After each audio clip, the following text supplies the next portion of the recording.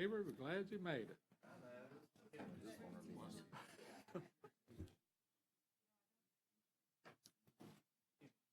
Miss this for the world. Yeah, I know. You're welcome.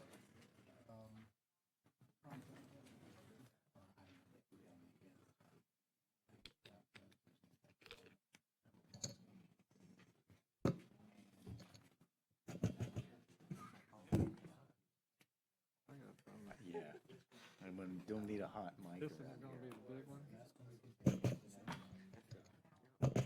Okay.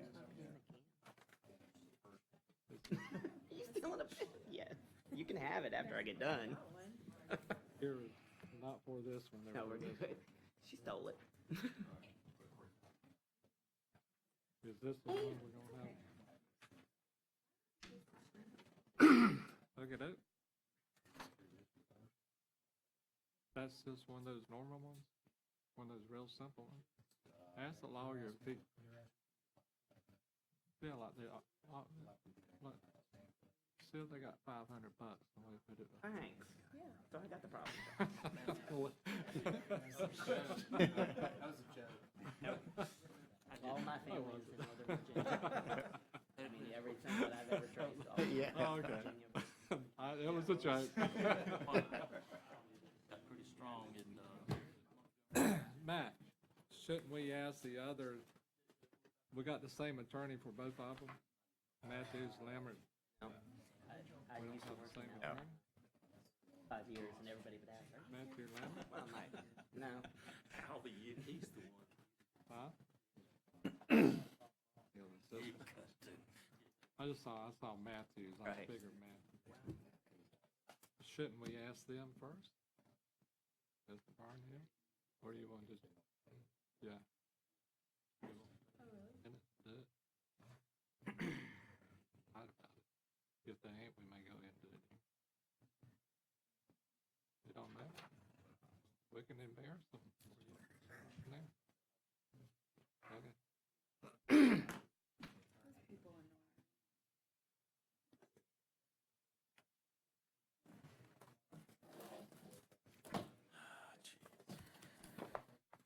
I'll let him know that. I'll just.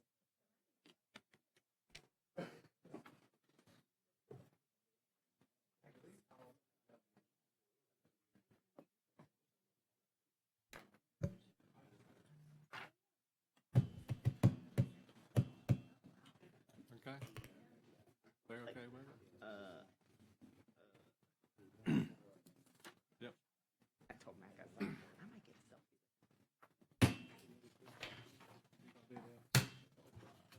Do we know what things we need?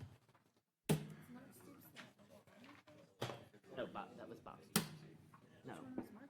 Kentucky, I think now.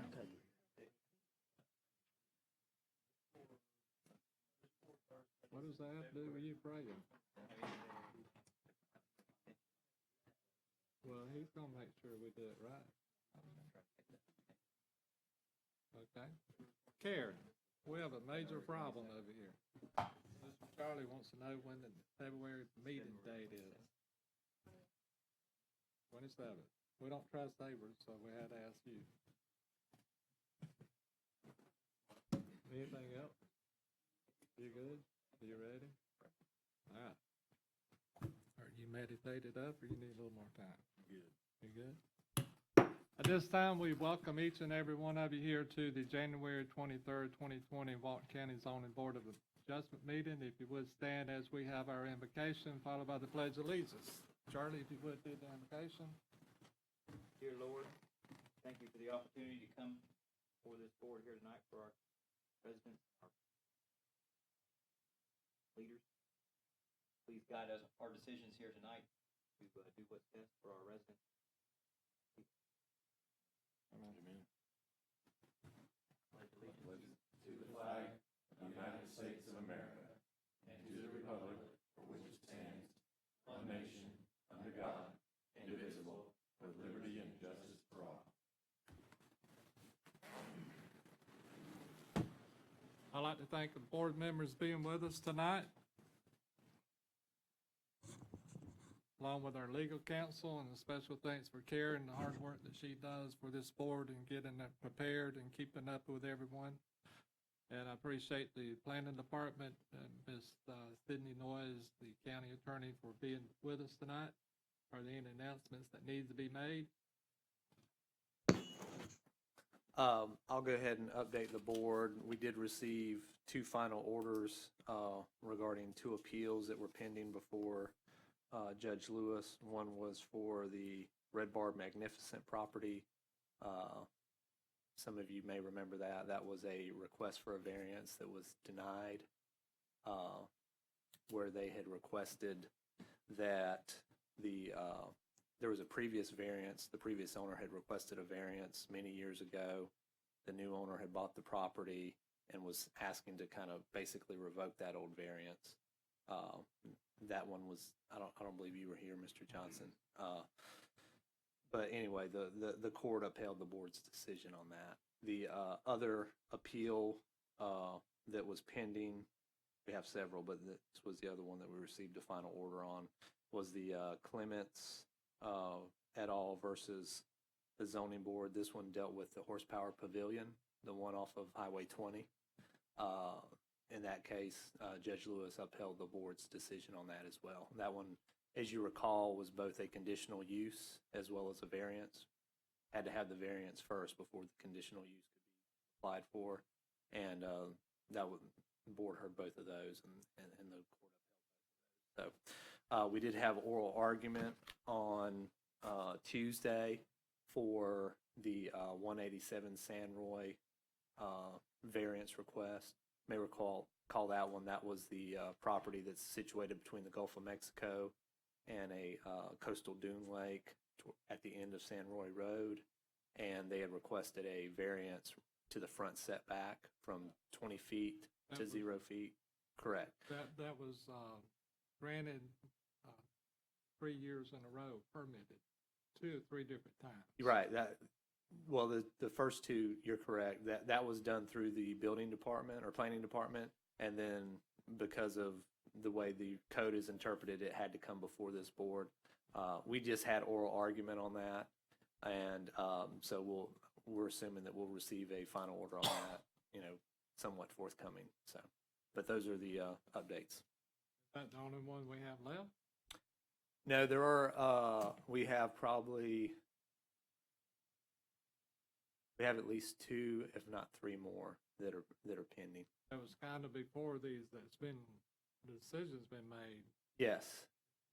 Yeah. So then he skipped those, and yeah, maybe he's working from newest to oldest. I don't know, but we've got a couple that are older, for sure.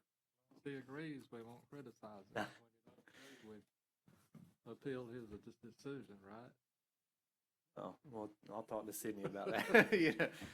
As you know, even if the court disagrees and for whatever reason would overturn this board's order, it would only require you to come back here and hear it, or we could appeal that Judge Lewis's decision. So we haven't had that occur yet. So What happened? we'll cross that bridge when we get there. Hopefully we won't. At this time, we ask each and every person here that plans to speak before this board tonight to please stand, raise your right hand, and swear that the testimony you give will be true. If you plan to speak on any issue, please stand. All right. Do you all swear or affirm to tell the truth, the whole truth, and nothing but the truth to help you God? Thank you. We have 2 items on the agenda. Item number 1, the Grand Dunes Walkover Appeal. And we have also item number 5, the Dalton Lots Appeal, as asked to be continued. I believe Mr. Carpenter on that, both of them to, well, The first one, Grand Dunes Walkover is appealed to continue March the 26th. We need to do that one. How about the Dalton? the other one, we're going to request a continuance to February 27th. Okay. Let's have a motion on the Grand Dunes Walkover Appeal to continue March 26th. Make a motion to continue the Grand Dunes Walkover Appeal to the March 26th, 2020 ZBA meeting at this location at 5 p.m. Second. Second. Discussion. All in favor, aye? Aye. Opposed? The Item number 5, Dalton Lot Appeal. Motion to continue February 27th. Make a motion to continue the Dalton Lots Appeal to the February 27th, 2020 meeting at 5 PM at this location. Second.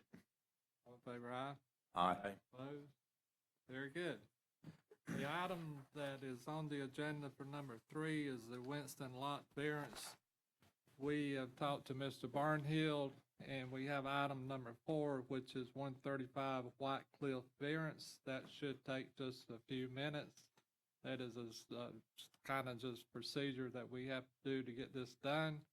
We're going to hear number 4 before we hear number 3. So we need to, item number 4, Mr. Carpenter. Yes, sir.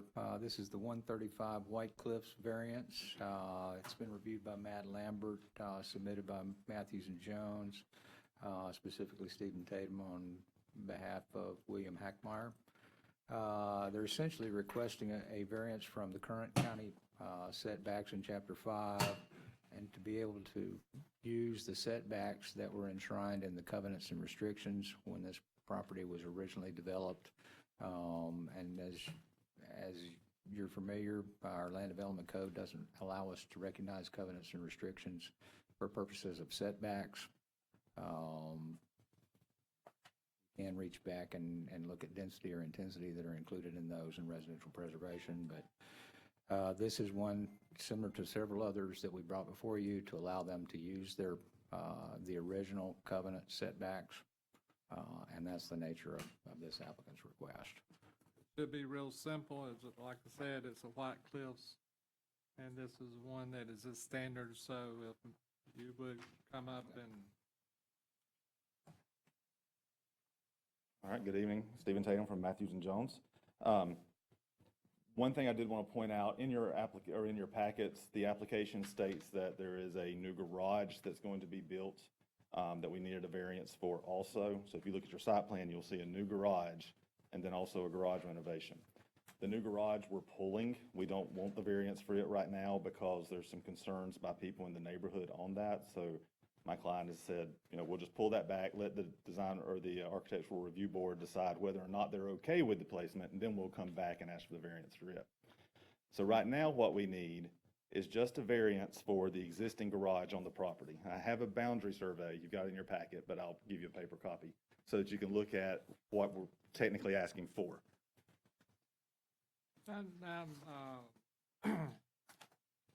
this, are you asking for a variance to be like the original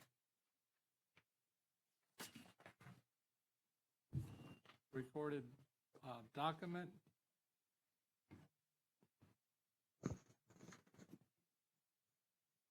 Mr. Chairman, I believe everybody's been provided. This is the Emerald Coast Associates Incorporated boundary survey with a field date of 9/13/19. We'll mark this as petitioner's Exhibit 1. That's perfect.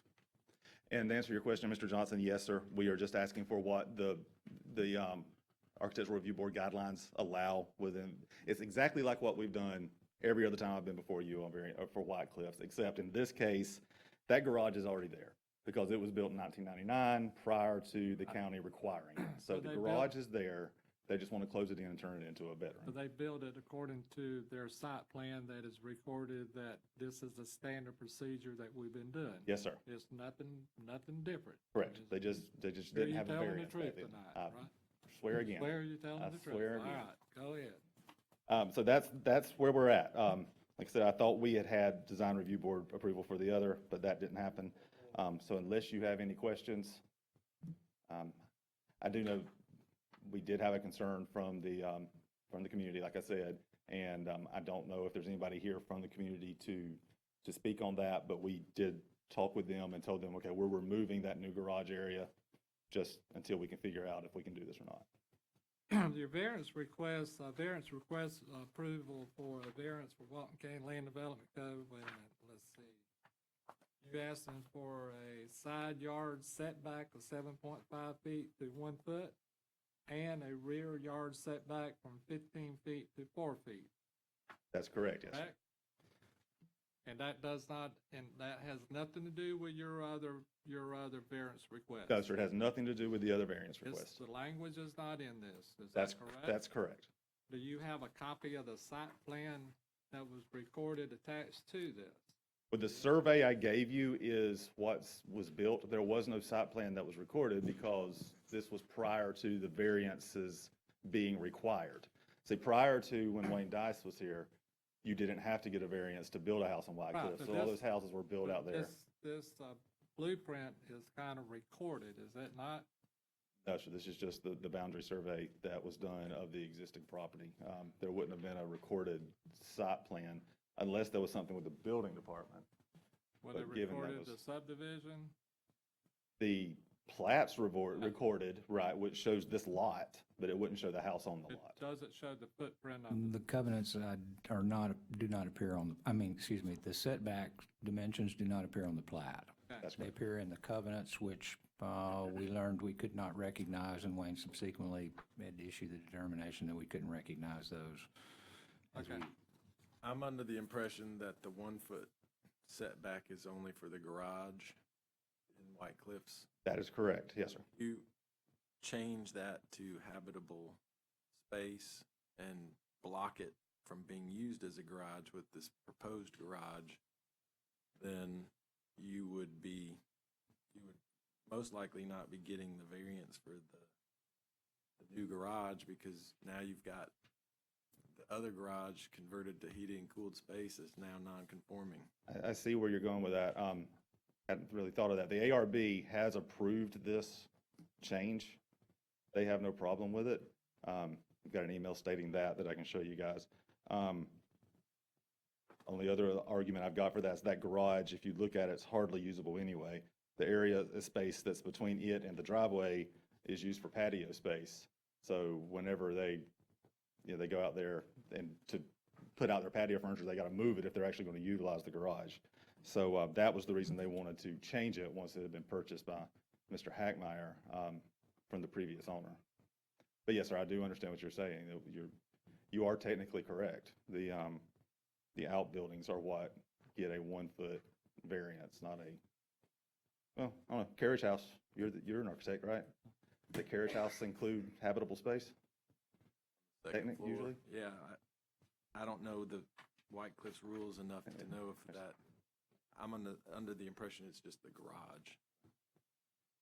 And I don't have an answer for you. With that being They're said, just wanting the same variance we've been giving everybody else for the garage that's there, right? Right, it's already in existence. They just want to be able to close it in, turn it into a bedroom, and then we'll come back and try to build a garage later. and at that time, We'll tackle it then. right. Exactly. All right. Assuming the ARB even allows it. And they understand that they are jeopardizing, they could jeopardize their request because they already have it used at one time, right?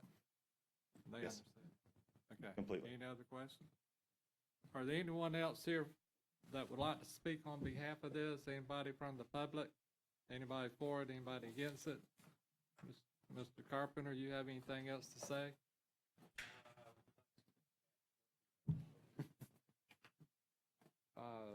Exhibit, Yeah, we'll put that in as staff's Exhibit A. okay. But shouldn't we have something reported as far as, what we're doing here as far as,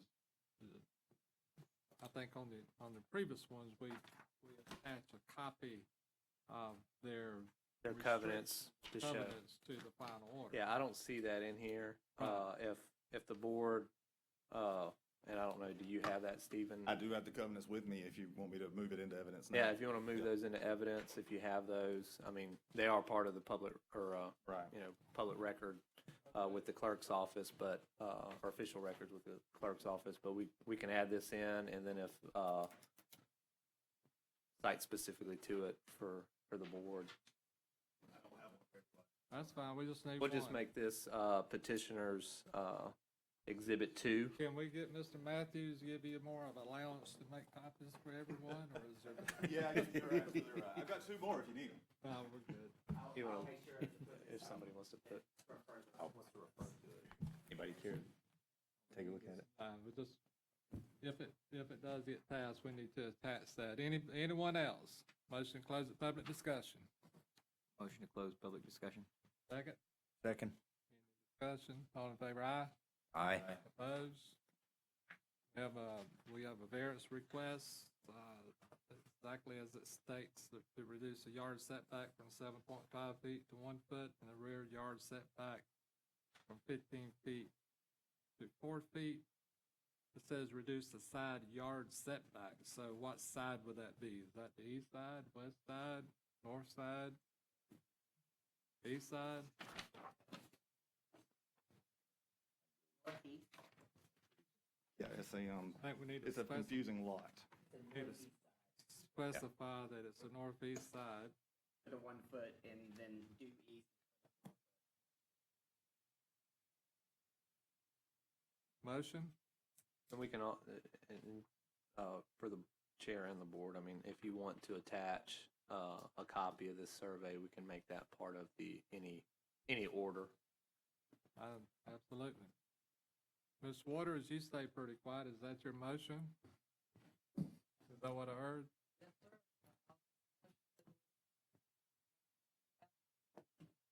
And that we attach the boundary survey and a copy of the restrictions, is that what you said? Second, Second. any discussion? Jeff, you need a little time, you still consider. All in favor, aye? All in favor, Aye. opposed? All right, thank y'all very much. Yeah. Have a good night. Next item on the agenda would be the third item, which is Mr. Barnhill. Let me make sure. Barnhill?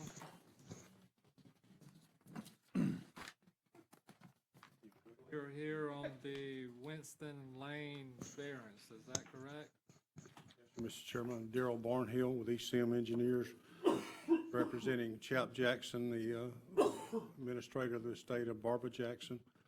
Let me, if you'll allow me to pass out some exhibits we have as petitioners Exhibit 1.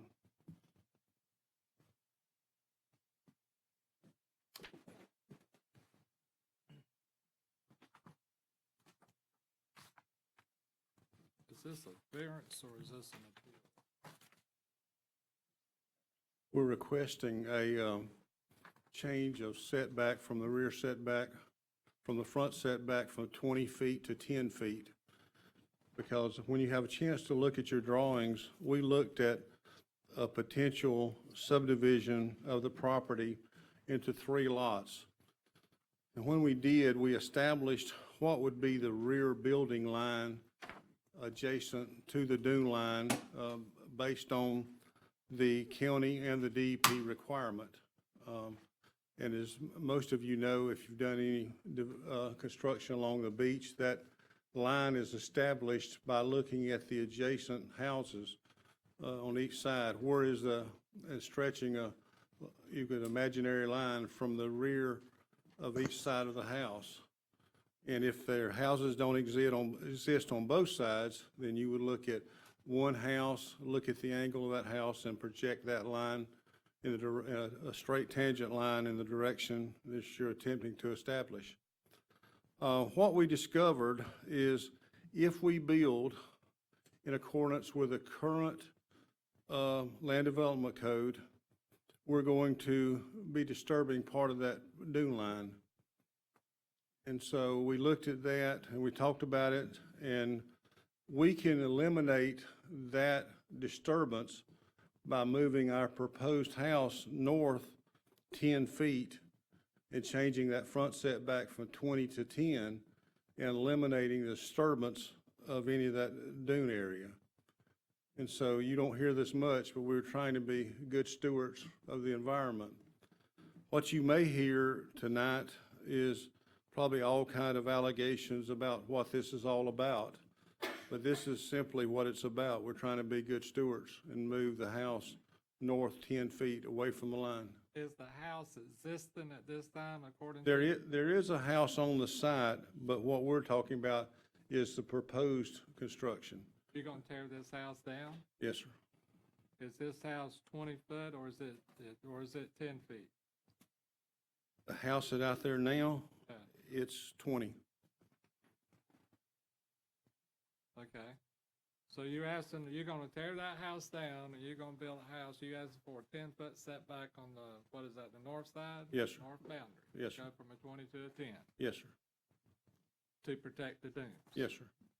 Have your DEP permits and all that stuff? No, we haven't. There's no reason to apply for that until we got this stage Okay. to move ahead with. Questions for Mr. Barnhill? I do have a couple of clarifications. Everything you submitted in the package refers to the proposed 3-lot subdivision and 3 houses. Yes, sir. And they are shown to be at a 20-foot front setback. We looked at a proposed subdivision of 3 houses, Mr. Burgess, and then we looked at the layout. The first 2 houses fit without the need to change the front setback. It doesn't require any disturbance of anything. We're able to move the house. We've got enough real estate to move the house away from that primary dune line. Okay? Now, we are, and just to clarify, we are to basically disregard the proposed 3-lot subdivision. You're proposing to only build 1 house. Well, you know, we've only made a pre-application meeting with the planning staff to do a 3-lot subdivision. So Okay. we're asking you, that's not before you for any kind of consideration tonight. All right? We had to show you, when we laid out the 3 houses, we wanted to demonstrate clearly that this 3rd house, when we do it, we will have a dune encroachment if we build it just the way the code allows us now. With that being, do you have anything else? With Not that at the be- moment. With that being said, we always like to know exactly what we're dealing with. And when, you know, from the assumption that I gathered, you're gonna build 1 house on this. You're gonna tear a house down, you're gonna build a house back. And now then there's a possibility that you're gonna build 3 houses. Yes, sir, So that's a basically- probability, yes, sir. But basically, you have 3 lots. Now, is your application been submitted that you're asking for a variance on all 3 lots, or is it been submitted that you're asking for 1? Mr. Chairman, we have 1 lot. 1. They are later proposing to split this into 3 lots through the development order process. But tonight, we have 1 lot. If we're looking at 1 lot, there's no hardship. There's no need to give a variance to the 20-foot setback because you have a monstrous lot for that section of Winston Lane. And it's your testimony that 2 houses could fit in that without a variance, and like Vic said, you wouldn't need it. So we need to know, you know, we need to know what you want to do. But we're proposing eventually a 3-lot subdivision there at So- that location. So we need to, and the board can help me out here, we need to look at this as a 3-lot subdivision. And I think if we look at it as a 3-lot subdivision, then I think we need to look at it as lot 1, 2, and 3. And I think we need to look at a variance on lot 1, 2, and then we need to look at a variance on lot 3. So we don't have to give a variance on all 3 of them. Well, 3 don't exist today. However, if they are proposing a development that is dependent on the variances before you tonight, then their development order application has to come back and be approved by this board. Their development application. Yes, After you we- will be approving the project. After we already has granted a variance that they may or may not need. Because, I mean, it's everybody's testimony so far, they don't need it on 2 lots. They only need it on 1 lot. I would agree with that. You agree Yes, with sir, that, I agree Mr. with that. Barnhill? Yes, sir, I agree with that. So let me ask you this. Yes, sir. Would it not be better for the community, maybe, with discussion yet to begin, to just ask for one variance instead of asking for 3? Yes, sir, that's all I'm asking for is one variance. We're gonna treat it as 3. I think we're gonna, I'm not, I mean, it's up to the board. Right. And maybe we need to have that discussion.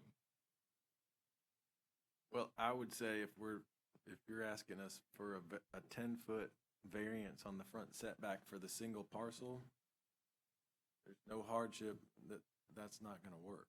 No, sir, but we're kind of in the same situation you are. If we propose our development application, we've got to put on that application, are we going to, for that one lot that this doesn't fit, do we put a 10-foot or a 20-foot on our proposed development application? As it stands now, we're proposing it would have to be a 20-foot front setback on that development application. You're pretty sure this is gonna be a 3-lot subdivision? No more than that. It can't. You're pretty sure it's gonna be a 3-lot subdivision? Well, I don't know how to answer that, but that's what they've asked my company to do. Let me ask the board. The members of the board, how do y'all feel about us addressing, we treat them as lot 1, 2, and 3? I have a problem. What's your problem? Right now, there's one lot. It's not. I'm under the impression that they probably can't go finish the lot split process without some guidance from us on what would be acceptable. Yes, sir, that's where we're heading with it. Is that true, Mr. Carpenter? I think what you're going to have to consider is the project. If they're asking for a variance, because we've established that the variance is not necessary for one house because we already have one house. But the code says if their project is dependent upon a variance from the Zoning Board of Adjustments, then the Zoning Board of Adjustments has to also hear their project. Well, Matt, We've all been given documents showing the 3 lots, so I assumed that we were considering the 3-lot subdivision as it was presented. They have not submitted the 3-lot subdivision yet. They're showing you what they're proposing. But the thing about this here is we have a picture before us. And this is kind of one of those things that we taken, okay, Mr. Barnhill, we grant you a variance straight across the board. It ain't necessary on 2 lots. That is not fair. We need to know if it's gonna be a 3-lot. If it's gonna be a 3-lot, I think we need to address it as 3-lot. If it's gonna be a 1-lot, then we need to address it as 1-lot. If we grant a variance tonight, it's gonna be for 1 lot.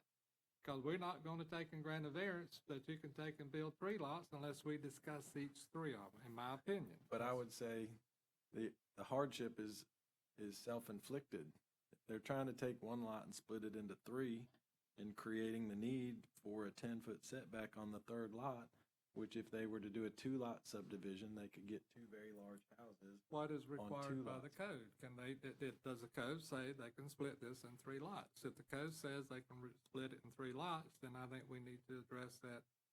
And we don't have to grant the variance, but if the code says it, if it's where it can, then I think we need to let them develop it for whatever the code says, and nothing more. It is split. From strictly a density standpoint, and this will have to have a plat if they're doing 3 lots. It is a lot of record. If they were doing 2 lots, we could use the simple lot split process for the final step in the process. We're quite frankly opposed to 3 lots there. We don't think there's enough room there. We've got one of the most dangerous local roads in our county adjacent to this lot. There's a neighborhood beach access through a government patent easement on the west end of this lot. Think y'all give those up. I mean, they can have that abandoned. We will oppose that. That happens every day in Walden County. I'm sorry about that. I had to put that on the record. All right, we're gonna move. This is what I think we need to do. And let's go back. Mr. Huggins, why are you opposed as a 3? What I think we should do 1, 2, and 3. You don't have to, I mean, I agree with what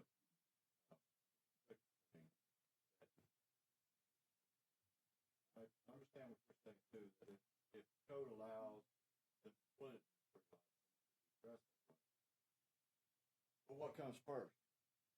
We're gonna, I mean, if Mr. Barnhill, he'll agree to this, we're gonna treat it as a 3-lot. We're If gonna, it was 2 lots, there would not be a problem. that ain't our problem. It'll be a 2-lot if we don't grant the variance. I think we can just agree that the lot on the corner is the one with the issue. Right. And talk about the merits of giving them a variance for that one lot, Right, and if they don't get it, they'll probably have to do a 2-lot. rethink the whole. Right.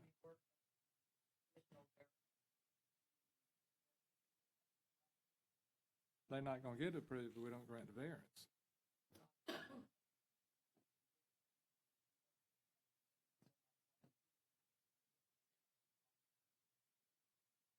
I was, Lot 1 and 2 is not necessary.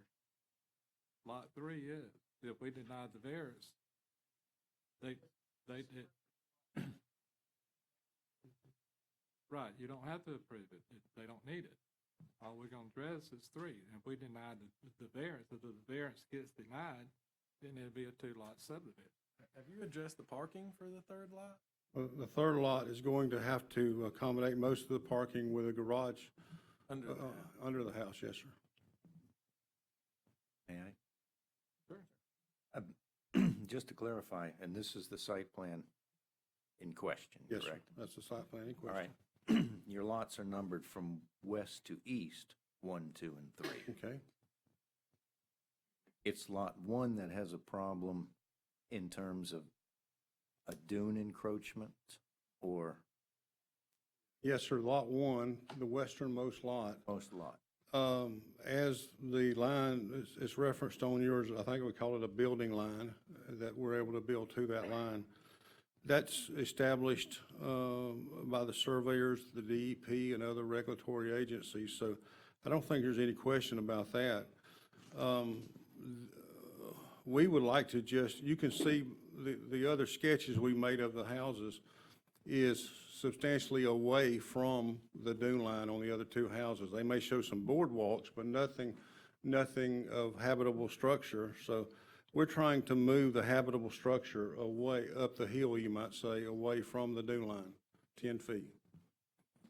The lot you made reference to having to accommodate with parking underneath the house to meet the parking requirements is lot number 1, the westernmost? Westernmost lot, yes. Okay. We could restrict our discussion to the western 89.5 feet of the parcel in question. That's We it. have a 33-foot easement and then a dimension of 56.5 feet. Unless it's better for the dunes to move it. There's a 25-foot setback from the dune crest according to Walton County CPC requirements. So they can't build within 25 feet of that dune line. So he's asking for 10 feet not to move the house away from the dune. He's gonna have the same build line on the south seaward side. He's asking for 10 more feet to make the house bigger. Is that what you're asking? Well, I'm asking to move the house. The new line would be, as we move north 10 feet, we will also move that back building line 10 feet north. So you would not be building to the CPC. No, You take the house that's drawn and slide it northward. 10 feet, yes, sir. Or would you increase the size? Well, no, we're willing to make that part of your order if you grant the variance, that the south line be moved north 10 feet from the current building line. According to the topography, you're 25 feet off of the crest of the dune, so you're not encroaching on the dune at all. If you're gonna build that house, you don't need a variance. Well, when we, actually, on the site, when I went out there and if you looked at, it shows vegetation. There's vegetation would be right up to that back line of that proposed building. The vegetation doesn't define the setback, it's the it's the 25 feet from the crest of the dune. So you're allowed to Yeah. impact We are, vegetation to a certain extent. we are. Question, would he be better to move it forward 10 feet and protect the dunes, or, be away Yeah, from the street 10 feet? If we don't get the variance, then we'll just build what you're seeing in front of you. Right. And you meet So- all of the setback requirements for Walton County and the CPZ and everything else. Yes, sir, we would. But we believe that it would be better for all the parties to move it north 10 feet further away from that line. To protect the dunes. Yes, sir, to get further away from the dunes. Willing us, for us to stipulate that in our order, Okay? right? Yes, sir. Oh, we're what? I'll tell you what, why don't we take and listen from the public a little bit? I think we have an idea of what is being, All right. no, I don't want to hear from the staff. I want to hear from the public. Let's hear from the public, then we'll hear from the staff. How about that? You mind that, Mr. Carpenter? I'm just trying to get an idea here, what we can deal with. Maybe we won't hear from the staff. No, come on up. State your name for the record. I can do that. My name is Rich Jaffe. I'm the president of the Historic Inlet Beach Neighborhood Association. This is Inlet Beach. Yes, it is. It's very much Inlet Beach.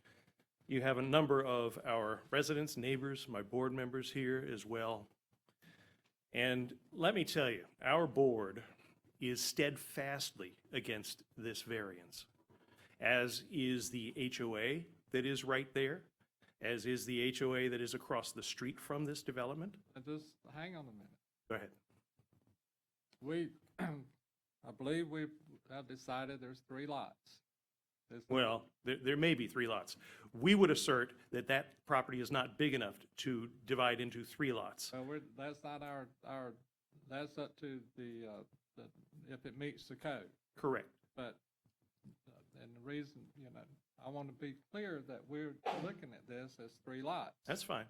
And I think one's on the west, 2 and 3. I had it opposite. I like the other way. All right. And you're opposed to any We're variance? opposed to changing that setback that everybody else has built by from 20 feet to 10 feet, because there is nothing special about these owners except I agree with that, but I'm just sitting here thinking about protecting protecting the dunes dunes. 10 Fine. more feet. You know what? The answer to protecting the dunes is to toe the same line that everybody else has to toe, which is stay back from the dunes, the legal prescribed distance.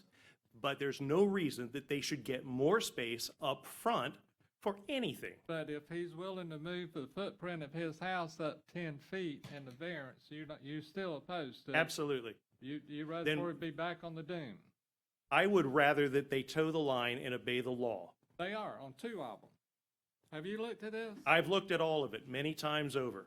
The bottom line is this variance to move the house forward 10 feet is giving them something that nobody else in the neighborhood gets for any reason whatsoever. We've been in front of you guys before arguing the same issues. We have argued these issues on down the line, and we will argue them anytime there's anything that is not a hardship, which is what the purview says it should be. The and I'm not arguing with you. The hardship here is they're trying to turn sand into gold, and Now, they wait a have an minute. impediment to doing that. This is the way I'm looking at this. Lot 3 and 2, they don't need a variance. There you go. They can build where they want to build. But if we give them the variance, they move it 10 feet away from the dunes. They don't need a variance to build 2 houses, which would be appropriate on that lot in the first place, And you're period. against that. You're against that. Absolutely. They also don't need a variance to build 3 houses.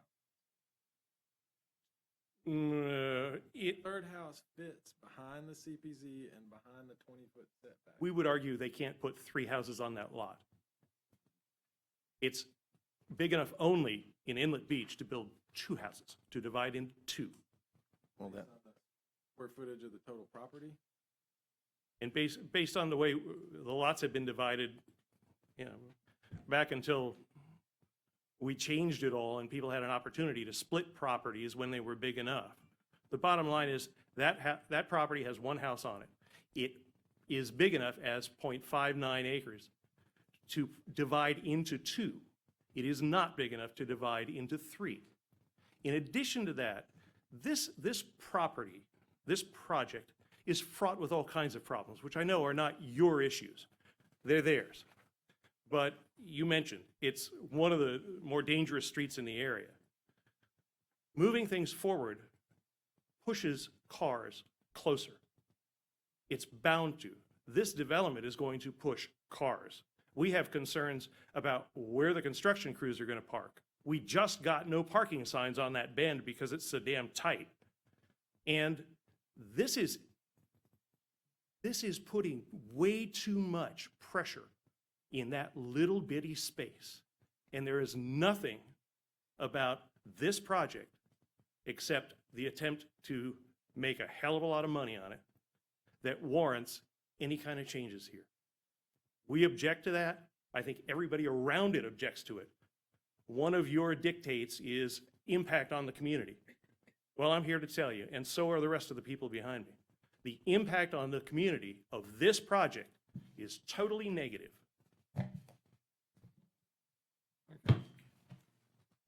Anyone else? Yes, sir. State your name for the record. Danny Hornsby. I live at 202 Pompano Inlet Beach. I'm on the board of the Historical Society. I don't understand why we're going to vote on something that's a woulda, coulda. Shouldn't he go back to planning, get the 3 lots laid out, which there again, we don't think it's going to go. Get the 3 lots laid out and then come back and ask for the variance?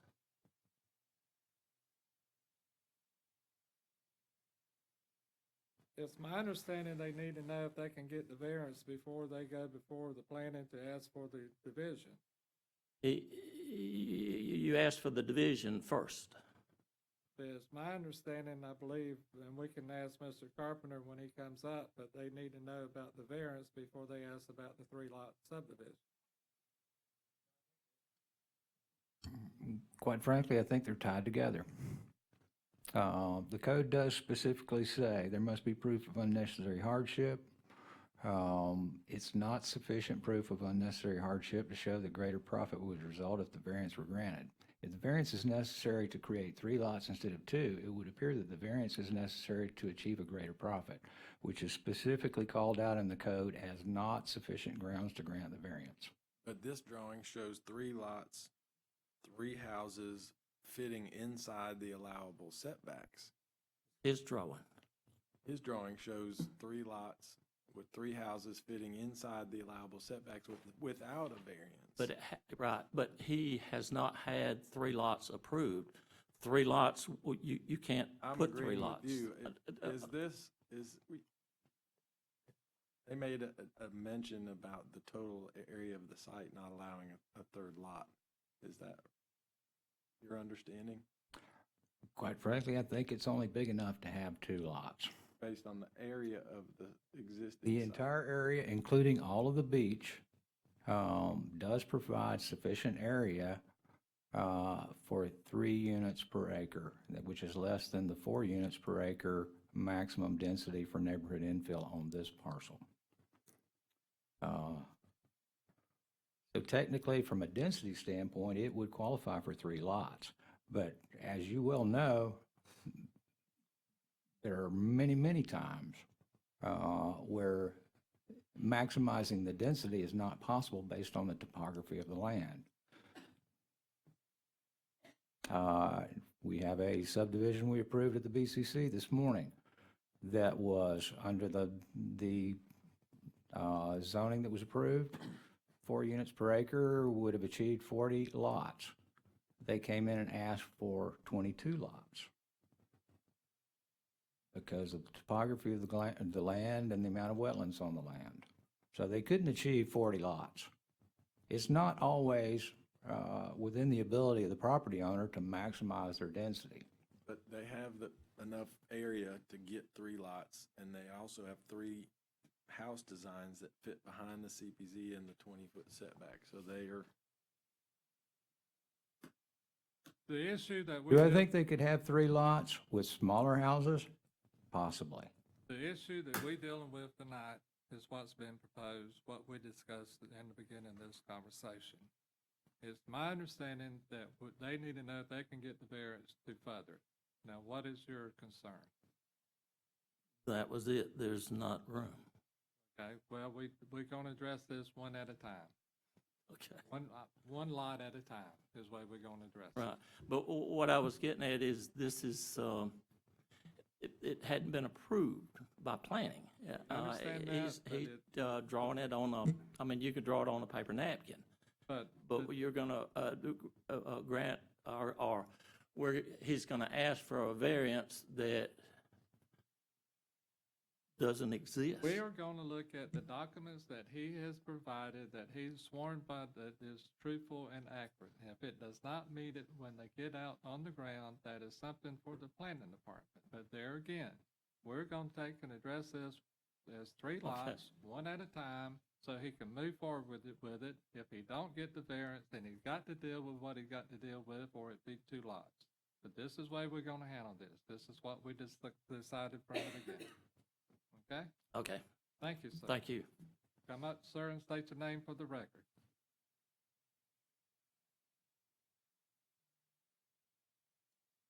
Fred Tricker, Tricker, representing South Walton Community Council.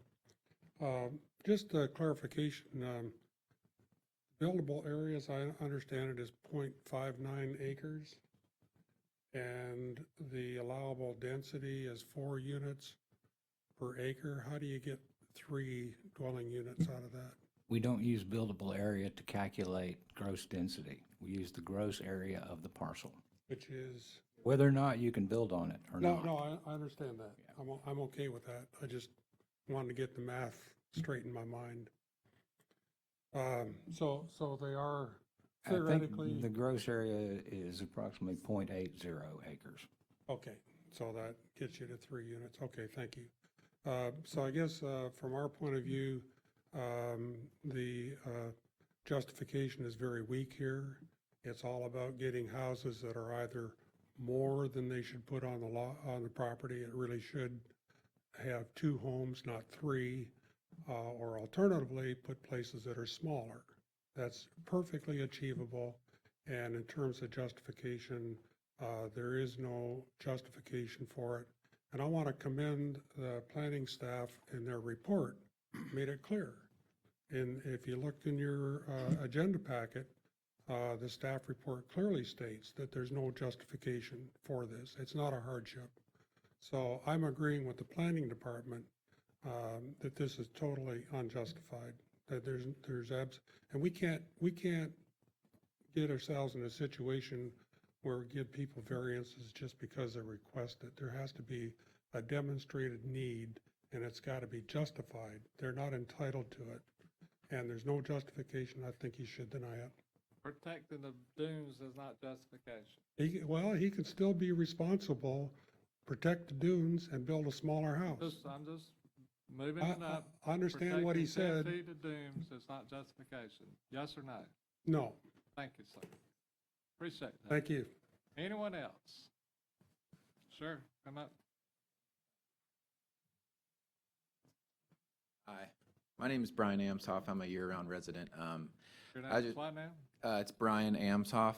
Okay. So I live in Inlet year-round, and I think one thing that we should really, or I think you guys should focus on really is like the impact on the community. And for me, what's really important to point out is, I know they've hit on it a little bit before, but that location is there's so much foot traffic, there's so much bike traffic and strollers and everything.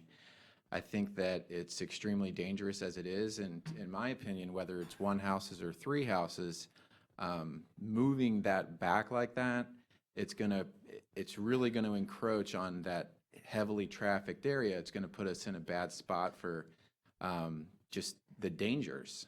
I think it would affect sightlines, and it just doesn't seem to be, from a logical standpoint, when you're down in that location, it doesn't seem to make sense that, again, no hardship there, that it doesn't seem to make sense that we would consider that as I just kind of came to my realization, like, the hardship would be the dunes encroaching on his ability, but weighing that against the hardship of the danger to the community and the tourists and the people who live there and traffic that area on foot. Does that make sense? You rather protect the kids than the beach mouse. The kids and the strollers and all of it, you know, I mean, even in that area, I mean, as of now, that's it's a public road where cars travel, and, you know, to be honest with you, like, you got to go about 2 miles an hour to even make it through there, and, you know, it's just, it's dangerous as it is now. Appreciate you coming for us tonight. Thank you. Ask Mac a question. Do I now? Ask Mac a quick question. Let's take and get through, and All right. then we're gonna give Mac the opportunity. One more, come up, please. Are you for it? Okay, my name's Richard Merriam. I'm at 209 Winston Lane, which is directly, my house looks right at the Jackson's house right now. I don't know if anybody's seen these fabricated drawings that they're trying to sell this lot, but it's huge. There's no parking unless you're gonna drive mopeds. There's no way with this many rooms that they have, could you even park cars there? I mean, as is, there's cars and bicycles parking all over there. If you move this back or closer to the road 10 foot, that's a length of a car. So now we're even have no more parking. Kids, bikes, runners. I mean, this is a very, very congested area. We bought this place, great investment. This is like, I guess what sets Inlet apart, Rosemary, Alice, etc. We're not Panama City. We're not Destin. This is what this is gonna look like, an eyesore. I agree, 2 houses, be great. If they get the height requirement, plenty of parking, you know, but I'm like Richard, they're trying to make a gold mine out of this. Okay. And I'm gonna be here every meeting to just, We you know, want you knock to. it down. That's why we're trying to get the feel of the community. We want you to. I appreciate it. Thank you. I think we've heard enough from, unless there's someone here for it. Maybe not. Mr. Carpenter, tell us what you think. I think he has a question before you get started. Go ahead, Chet. Did you require the 10-foot setback to the east property line because it's a subdivision? 3-lot subdivision? If the lots are a similar size, there would be no buffer required under the present code. They could shift these over. They would be subject to standard county setback of 7.5 feet. Okay. And then there's a parking issue. The parking as shown is not buildable in the, consistent with the Inlet Beach Neighborhood Plan. The neighborhood infill district in the Inlet Beach Neighborhood Plan on page 6 of that plan has a number of design criteria and compatibility criteria, 2 of which specifically address parking. 2.2.2b subsection 2, all parking is encouraged to be at the side or the rear of the building where the parking in the front cannot be avoided. Driveways are required to provide a minimum of 20 feet in length on site and avoid conflicts with any sidewalk. Further, in the design guidelines for neighborhood infill on the same page, item number 4 specifies that driveways in the front of a home should be limited to 20 feet in width when possible in order to allow a landscape front yard between the house and the street. In this particular section, they're showing car parking across the entire front of the proposed 3 lots, with the exception of that portion to the west that's adjacent to the neighborhood beach access. So as drawn, it cannot be built, consistent with the Inlet Beach Neighborhood Plan. You mentioned compatibility, and I have some experience with that in Inlet Beach in one of the other subdivisions. And there was a limit on the height for the houses so that you didn't have these 5-story structures immediately adjacent to 2-story structures. Is that something that you're also considering? In this particular case, we don't have that tool available to us. Why was it enforced on another project? If it was adjacent to residential preservation, where more than 75% of the homes are 1 or 2 story, there was an additional setback. Height. I'm talking about Yes, the height. height limit. Yeah, or height limit, as far as number of stories. You can only be 1 story higher than the adjacent. Right, because in Inlet Bluffs, they had an issue with compatibility that way. But And in these look very tall next to the adjacent structures. We actually look for that, and unfortunately, what's surrounding is all neighborhood infill and not residential preservation, with the exception of possibly portion, is that residential preservation? Yes, sir. It's all neighborhood. All infill. neighborhood infill. All the way. If we had the adjacency of residential preservation, we could further restrict the height. But clearly, when you look at the pictures of the proposed structures superimposed on the existing neighborhood, they're huge. It's incompatible visually, but it also, something that nobody has brought up tonight, are view corridors. From the people in Rosemary Beach looking back towards the east, it would dramatically affect their view corridor, but there's also a number of houses that look down Winston Lane to see the sunset, and shifting the house 10 feet back would actually start to take view corridor away from a number of people in that neighborhood. That's certainly a concern also, and Matthew did pull up the zoning map, and Rosemary Beach is residential preservation, so we would have that opportunity to limit the height on the western end to not more than 1 story above what Rosemary Beach has right there on the corner. 2.5 stories. Yeah, 2 or 2.5 So maybe. the tallest they could build that house on lot 1 would be 3.5 stories. On the westernmost lot. Were you aware of that, Ms. Carter?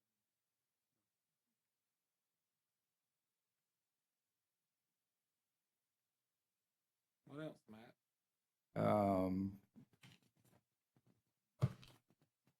Quite frankly, given the safety of that particular neighborhood, that curve there and the neighborhood beach access, I believe there's a safety concern with moving the setback closer to the right-of-way, reducing the front setback to 10 feet.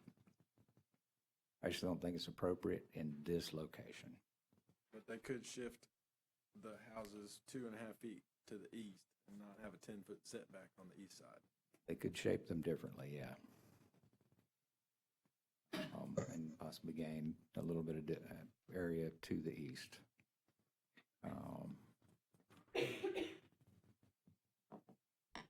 But these are this entire lot is south of the coastal construction control line, so a DEP permit for whatever's constructed there would also be required. But it looks like they're following the line of construction and the CPZ requirements and all of those issues. Providing those decks don't encroach into the CPZ there, as drawn. Any other questions, Ms. Carpenter? Mr. Carpenter, are you going to introduce into evidence staff report and the backup materials? Yeah, we'll certainly introduce the staff report and the section 2.2.2 neighborhood infill district, page 6 from the Inlet Beach neighborhood plan. We also need to introduce this, I believe this item number 2, that's what we're discussing, or 3? Or is it 3? On the sheet mark, it'll be counties. Exhibit state number. That's what. This is the one. Because it's petition. That's the one in form, question. and we'll do. All of this is entered, right? Barbary Coast wasn't neighborhood. So you want to, we're going to introduce into evidence the public comments received after January 16th, 2020. Yes, sir. Okay, and we'll mark that as county's Exhibit C. Yes, and composite. those are public comments that were not included in the staff report due to when we received them. And Mr. Carpenter, based on the staff report, it appears as though staff's recommendation is not to approve the variance as requested. Yes, sir, that's correct. This is one of those unique circumstances, and I can't recall one similar to this where the number of negative written comments exceeded the number of mail-outs that the applicant had to mail out to parcel owners within 300 feet.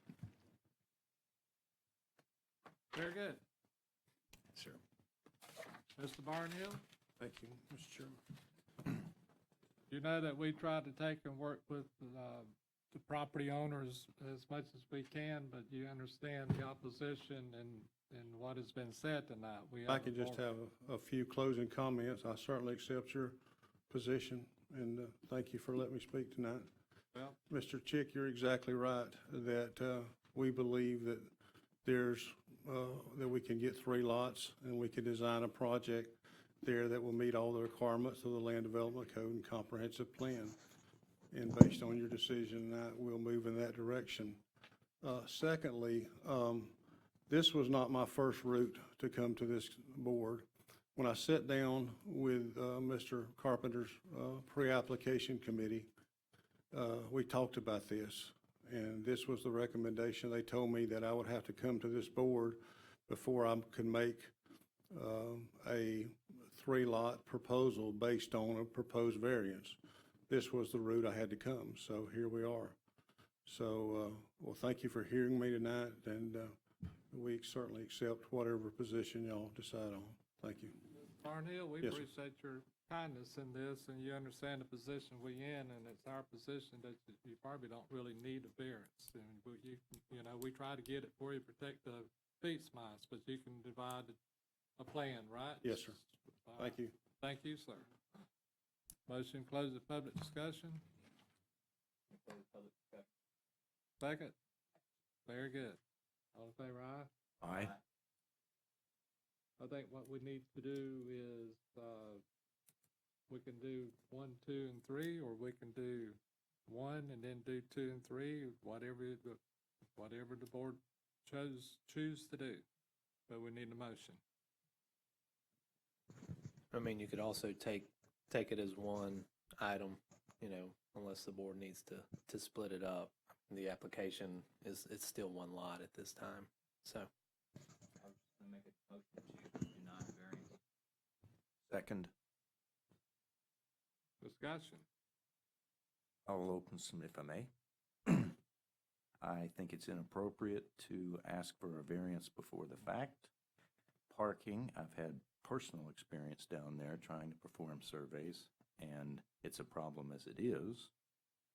We have numerous objections in writing. We do see a plan that has 3 viable houses and lots.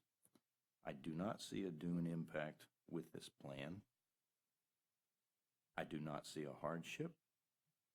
And in summary, I agree with the staff recommendation, recommendation to deny. I kind of feel like he was led to come before us to ask for it, so therefore I think he did what he was told to do. So, you know, sometimes you have to ask, see if you can. That's the only thing. Carter, what do you think? He may have been led for us to do that.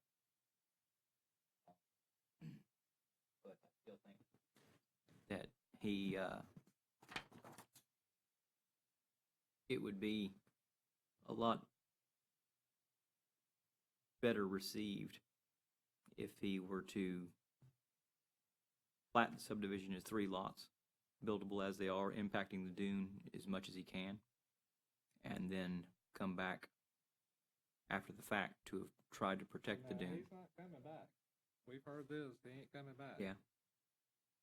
You can suggest what he should have done, but he's not coming back. But we're gonna make a decision here, and it's not gonna be that. Oh, if he does it as 3 lots, he would be coming back on actual 1 lot, not on 3. No. No. He's not coming back. Okay. Well, there's still just a huge amount of people that are against it from the community. They're just dead set against bringing it towards the road any at all. They'd rather be on the dune. If it's allowed on the dune, I think that may be the better place for it. I don't have a problem with them coming before us at this point in the game, because I think we probably saved everybody a little bit of time and money. There's just overwhelming amount of negative comments from the public, and considering view corridors and whatnot. I think a very interesting house could be designed on that lot 1 on the west side without requiring a variance. And so I don't see a hardship, don't see a need for a variance, and I think the rest of the lot split process should play out without variance being granted. I agree. I don't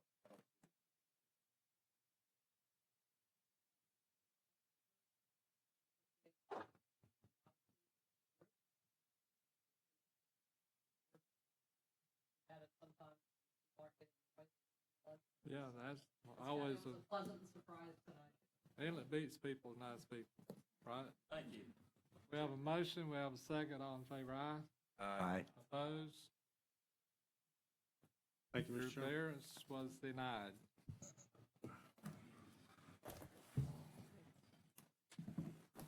We done? No. We appreciate everyone coming. Let's go back to minutes. Ms. Noyes. Yes, sir. I'd like to have a little bit of your time. For the board discussion. Okay. Let's do this before. It is,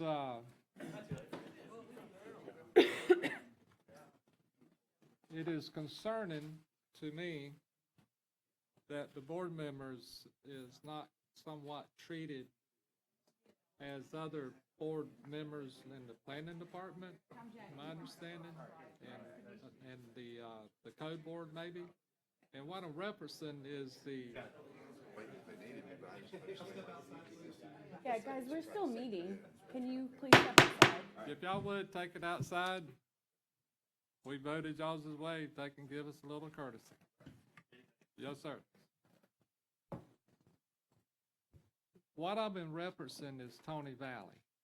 And Tony and I have talked about this, and I asked him if I could bring this up, and he has no problem. And if I Okay. would have told him, he would have been here to discuss this with us. It's my understanding, to get clarity, the planning department board, in the definition of setting up the board members, it says that, and you got to help me because I don't know everything, because Tony is very, intellectual, and Right. and I get lost, always did in this discussion. But it's my understanding that if the land development code and comprehensive plan states that the planning department has to have professional people assigned to that board, then that puts it in a position where the county will defend those board members, and they don't have the liability that the board members on this board have. Yes, It's sir. my understanding that with what happened to Tony, is that, and you got to, please help me, we had a case before us. And because he represented this guy 3 or 4 times or years down the road, Right. they sued Tony. I don't think they sued him. I think they filed a complaint with the Commission on Ethics. Yes, sir. It's kind of the same, because he It had was a because he had to defend himself. had a at hard his- lawyer, Yep, and it cost him a little bit of money. yeah. And I don't think the members of this board should be put in that position if the language in the code can be changed to protect us. So I don't believe there's actually any language in the code, but there is Florida law that governs this. And so under Florida law, if you guys have an ethics violation, or if a lawsuit's filed, or even possibly criminal charges would be filed against you, if you're exonerated, then the county is responsible for your cost of defense. But that's not the issue here. And According to Tony, according to his attorney, it states somewhere in the code, if it defines that it has to be professional people assigned to the board, then you're not liable as Tony, or we are. Okay. That I don't know, but I will look into that. We were understanding, and you might want to talk to Tony and Yeah. Tony's attorney, but it's been my understanding that we were not liable because we serve on the board. Right. But he didn't have that protection because, according to his attorney, it's the wordage of the appointment of the committee. Okay. Well, I want to be 100% clear, and it's probably not appropriate for me to say, but I very much enjoyed working with Mr. Valley. I think he did a wonderful job. I do not agree with what happened to him. I don't think that what he did was inappropriate, and it's probably out of bounds for me to say that. No, it's not, because I know, mean, and he I was think a it's- class, he's one of the better, most intelligent board members ever served with. I mean, the Right. man is just. And would have never done anything Any- unethical, in my any- opinion. But he wasn't protected. I understand. Well, I'll be happy to reach out to him if there's anything we can do to But it's resolve not that him issue. now. And the reason you're he worried got off of the board because Right. he was not protected. He said, Right. I'm not staying on that board. And every one of us, and when I brought this up, these gentlemen could resign from it. And what I'm trying to do is get the county to make sure the language is in the land development code or wherever it needs to be to protect these Okay. board members. No, I think that's very fair. Like Mr. Chick, obviously, he has a lot of clients, and so does Mr. Burgess, and these are things I know they would never do anything unethical, and we've talked through issues before. But I agree that we need to do everything we can to protect you guys, because you all volunteer, come here, But spend late the nights. planning department board, or the planning board members does not have the same liability that we have Okay. because of the language, and please help us to If get there's a way this to address it, corrected. I will do everything And we we can. don't want it to be 6 years from now. We need this done to Yes, sir. protect these people. Sure, Because no, we don't want to lose absolutely. them. Are we protected? No. The planning board is protected, Yes. but the zoning board is not. And I will be glad to get Tony to come to the next meeting to And discuss it. I'll make a note, so I'll remember, I'll give Mr. Valley a call tomorrow and, make sure I get in touch with his attorney so I can get some more information. If y'all want to hear from Tony, I would get him to come down here in the next meeting. That would be great. Well, I would say this, if you're on an appointed board, then you generally have the same protections that the Board of County Commissioners would have. Wrong. I'm telling you how the law works. Well, I'm telling you, talk to Tony Valley, because I it don't know- costs him $1,000 in attorney fee. I understand. I don't know all the specifics of Tony's case, and there could be a situation where an ethics complaint is issued against someone, and then you would not necessarily be under the umbrella because it would be individually against you. And again, I don't know Tony's case, but a Well, scenario. That's why we got to. Right. and- But and I'm saying is like tonight, if you're acting in your official capacity on this board and you don't have a conflict and you make a decision and a court of law comes back and says, you guys got it completely wrong, no one has a civil cause of action against you They have for the acting. right to file a conflict if you work with Mr. Barnhill 6 years ago. They have the right to sue you or get an ethics complaint against you. And that's a different animal, so to speak. No, But so you can call it whatever you Oh, want. well, but I don't mean, call it liable. well, and I'm not saying you wouldn't have to defend it like You Mr. got Valley to. did. Valley did, and I've seen it happen with other elected officials. But again, some of these, it's not a static thing. Some of the things are fluid, and if you do have, it'd be like me if a client came or someone that my firm represented, maybe not even me, but my firm represented, and I'm up here giving you legal advice on your decision, then I could be called for that. And that would not be something that Walton County would say, oh, Mr. Dykes, let me pay for that. Because they're going to say, Mr. Dykes, you should have known or checked and done your due diligence to make sure. Because when I get these agendas, I run checks on them and I make sure that, and I'm not saying, what happened to Anthony was correct. I'm just saying there are scenarios where that could happen, and that just may be one of them. But what I want to let the board know, in general, absent something like that happening, like everything tonight would be under that umbrella just like Well, the Board of County and Commissioners. also, I do want to encourage the board members, I mean, because especially Mr. Burgess and Mr. Chick, I mean, you guys do a lot of business down here, see a lot of things. If you ever have any concerns about any of the projects, I hope you know you can speak with me or speak with Mr. Dykes, and we'll But help they you work will through those not issues. defend you at ethics complaint. Well, ethically, we I can't can't, personally defend you but because we're not They're- allowed to, they- but You know, but in my opinion, who's Emerald Coast and Associates? I'm 1/3 of it. Okay? Hey, somebody with, the issue came before us today, could file the ethics complaint against Mr. Burgess. we'll do a better job of catching that. But that was, That's I not a did not see, survey I didn't mistake. realize that survey. It doesn't Okay, it's matter. okay, He Darrell, yeah. represents a firm that represents this, and they can file the ethics. I'll get Tony down here. I mean, when he first started talking to me, I thought Mr. Hayward was correct in that, no way, they can find it. And then I talked to him the other day, he said it cost me $1,000. They found me in violation.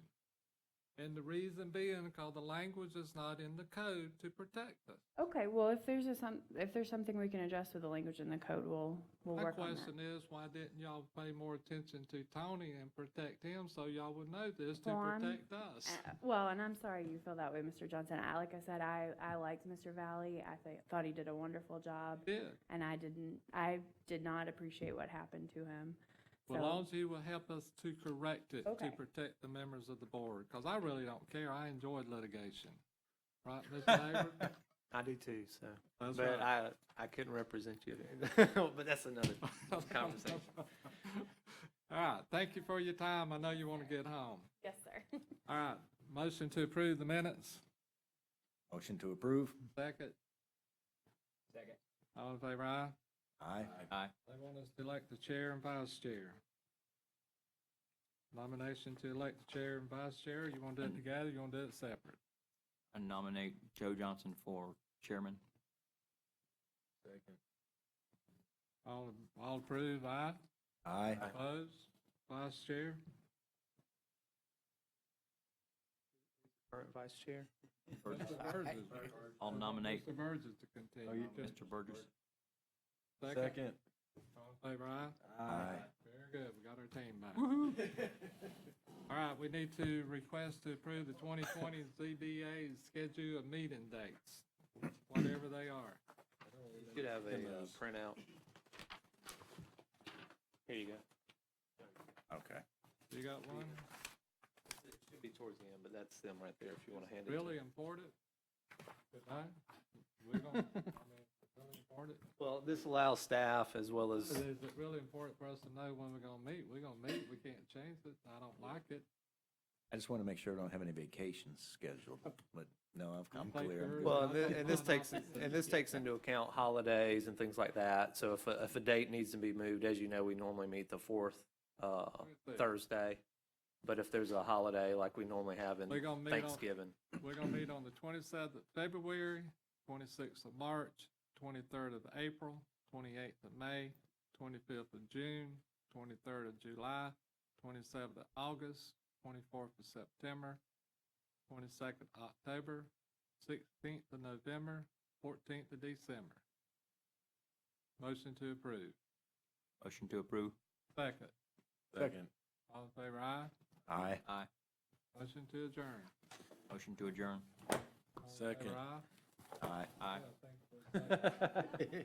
Did you get all that, Karen? I think we had a pretty good meeting. I think we had a good, successful meeting. So